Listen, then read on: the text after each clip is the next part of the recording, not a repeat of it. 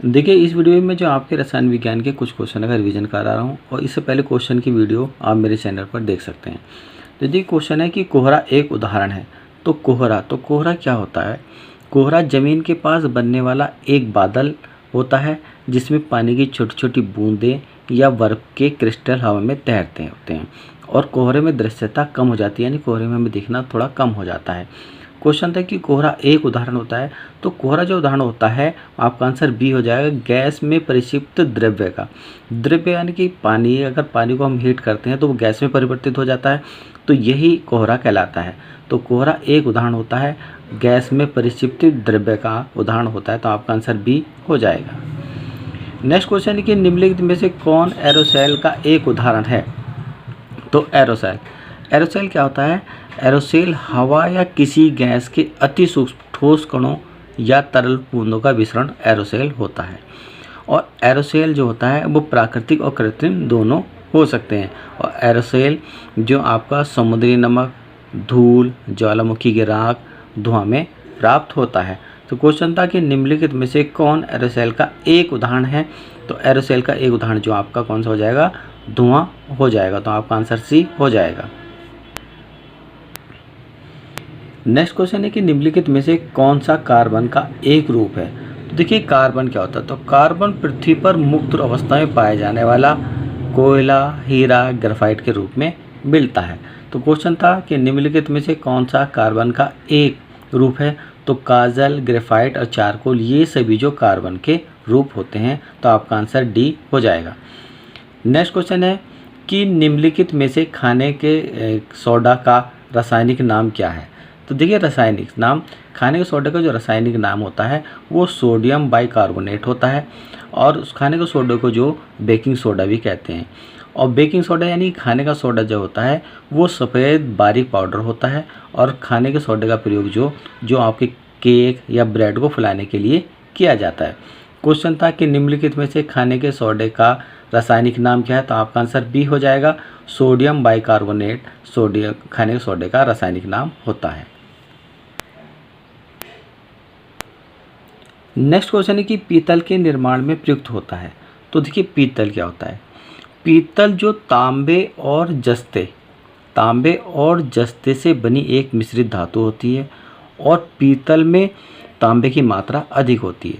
और पीतल का जो प्रयोग किया जाता है वो संगीत के वाद्य यंत्र, बर्तन बनाने या बिजली के कनेक्टर बनाने या गोला बारूद बनाने में पीतल का प्रयोग किया जाता है। क्वेश्चन था कि पीतल के निर्माण में प्रयुक्त होता है। तो पीतल के निर्माण में तांबा और जस्ता प्रयुक्त होता है। तो आपका आंसर सी हो जाएगा। नेक्स्ट क्वेश्चन है कि निम्नलिखित में से कौन सी गैस का प्रयोग कच्चे फलों को कृत्रिम ढंग से पकाने में किया जाता है? तो देखिए, कच्चे फलों को कृत्रिम ढंग से पकाने के लिए एसिटिलीन गैस का प्रयोग किया जाता है। और एसिटिलीन गैस क्या होती है? एसिटिलीन गैस जो एक रंगहीन और हवा में हल्की और अत्यधिक ज्वलनशील गैस होती है। ठीक है। और एसिटिलीन का जो प्रयोग किया जाता है वो आपका वेल्डिंग करने में, रासायनिक निर्माण करने में और फलों को पकाने में एसिटिलीन का प्रयोग किया जाता है। तो क्वेश्चन था कि निम्नलिखित में से कौन सी गैस का प्रयोग कच्चे फलों को कृत्रिम ढंग से पकाने में किया जाता है? तो आपका आंसर ए हो जाएगा, एसिटिलीन गैस का प्रयोग किया जाता है। नेक्स्ट क्वेश्चन है कि निम्नलिखित में से कौन सा युग्म सुमेलित है? तो देखिए, सबसे पहला युग्म दिया है सिल्वर नाइट्रेट। और सिल्वर नाइट्रेट की सहायता से चुनावी स्याही बनाई जाती है। ये बिल्कुल सही है आपका युग्म।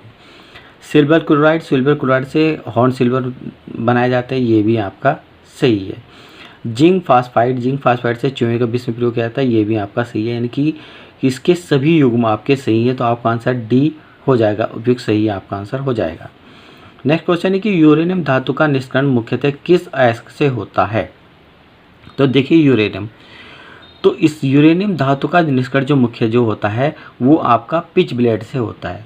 और पिच ब्लेड क्या होता है? पिच ब्लेड एक प्राकृतिक रूप में पाए जाने वाला एक रेडियोधर्मी धातु होता है और यूरेनियम का मुख्य अयस्क होता है।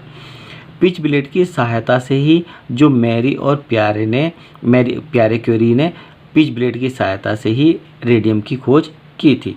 तो क्वेश्चन था कि यूरेनियम धातु का निष्करण मुख्यतः किस अयस्क से होता है? तो आपका आंसर ए हो जाएगा, पिच ब्लेड होता है।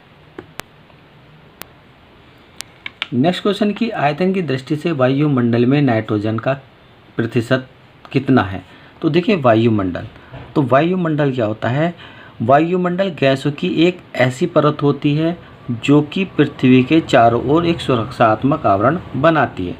और वायुमंडल में 78% नाइट्रोजन और 21% ऑक्सीजन होता है। क्वेश्चन था कि आयतन की दृष्टि से वायुमंडल में नाइट्रोजन का प्रतिशत कितना होता है।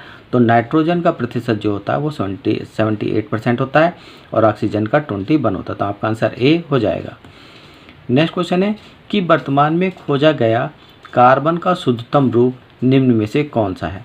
तो देखिए कि इसमें कुछ ऑप्शन दिए हैं, तो पहले इन्हें समझाता हूँ मैं। चारकोल, तो चारकोल क्या होता है, चारकोल जो एक छिद्रपूर्ण और सूक्ष्म क्रिस्टलीय पदार्थ होता है और चारकोल का प्रयोग जो ईंधन में जल शोधन में किया जाता है।